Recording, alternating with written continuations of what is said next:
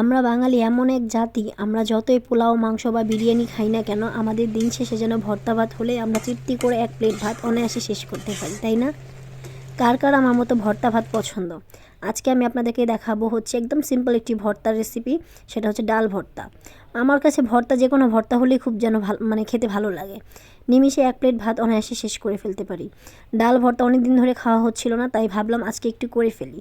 ডাল ভর্তা কে কীভাবে করেন অবশ্যই জানাবেন। এখানে আমি ডাল আর রসুন একসাথে সিদ্ধ করে নিয়েছি। সিদ্ধ করে নেওয়ার পর এখানে আমি কিছু শুকনো মরিচ ভেজে নিয়েছি, সাথে পেঁয়াজও ভেজে নিয়েছি। ভেজে সুন্দরভাবে শুকনো মরিচটাকে লবণ দিয়ে কষলে নিচ্ছি। পেঁয়াজটাকে মিশিয়ে এখন ডালগুলোর সাথে মিশিয়ে নেব। রসুনগুলো একটু আস্তে আস্তে আছে, রসুনগুলোকে একটু গলিয়ে নিচ্ছি। এভাবে মাখিয়ে টাখিয়ে নিব।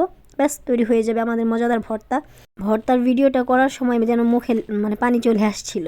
অবশ্যই শেষে কিন্তু আপনারা সরিষার তেল দিতে ভুলবেন না। সরিষার তেল দিয়ে নেবেন, তাহলে ভর্তাটা আরও স্বাদ বেড়ে যাবে। হাতের কাছে ধনেপাতা থাকলে ধনেপাতাও দিয়ে নেবেন। আমার কাছে ছিল না, তাই আমি দিতে পারিনি। দেখতে কি সুন্দর হয়েছে তাই না কালারটা? এখনই এক প্লেট গরম গরম ভাত শেষ করা যাবে।